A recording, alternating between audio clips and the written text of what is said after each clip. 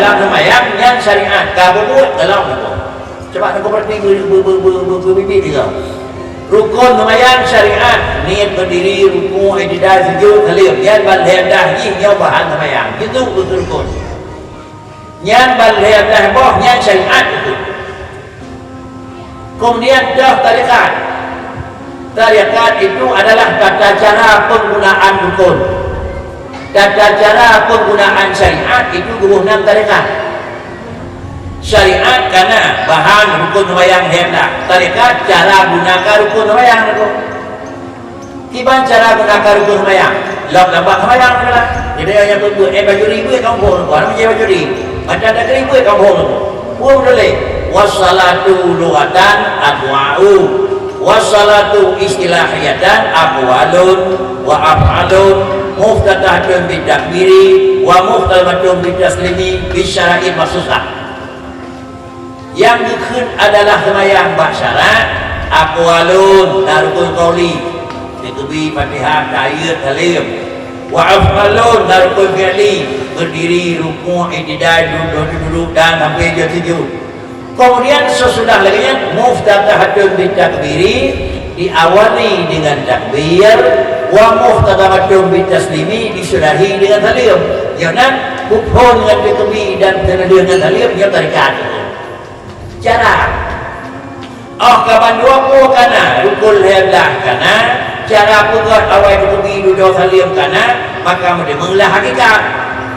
Mendengar hakikat adalah salat. Dah Izaman dah. Kemudian di berujung Assalamualaikum. Bisyara'i bakri bawai fatihah baru ruku, bawai ruku duduk i'tidal, bawai i'tidal kemudian baru sujud. Itulah mutlak dengan kondrawi. Kemudian menyolehkan nyoman haji bakri mendengar salat yang salah islahiyah. Kemudian dah balik baca dan pun Assalamualaikum dengar.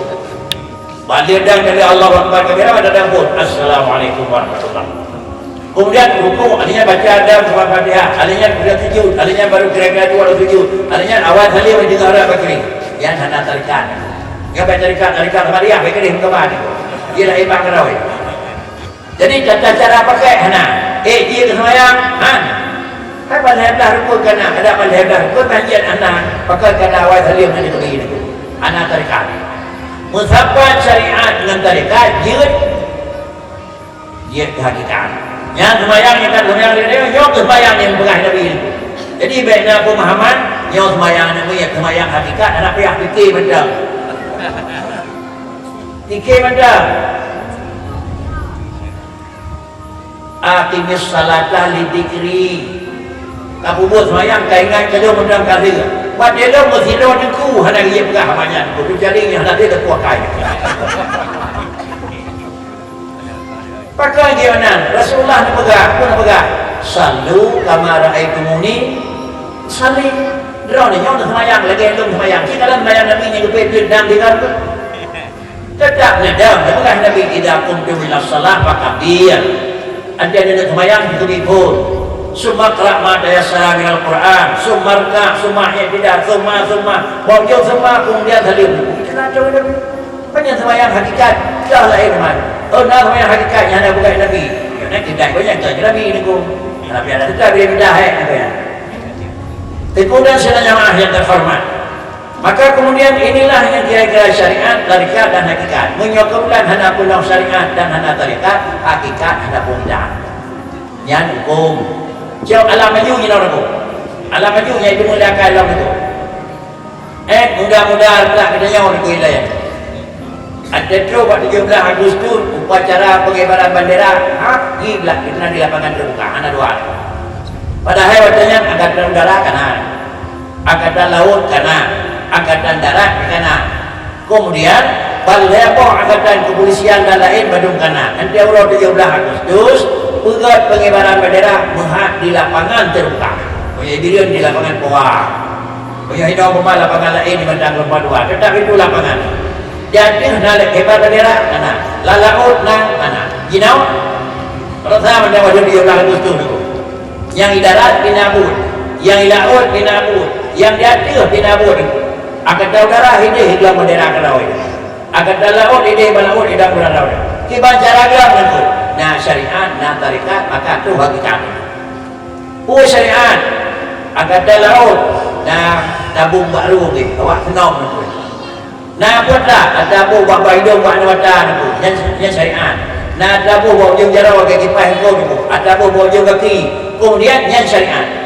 Nah tarikat itu. Ada baru hanya ibu wakil. Ada mamatah hanya ibu baru.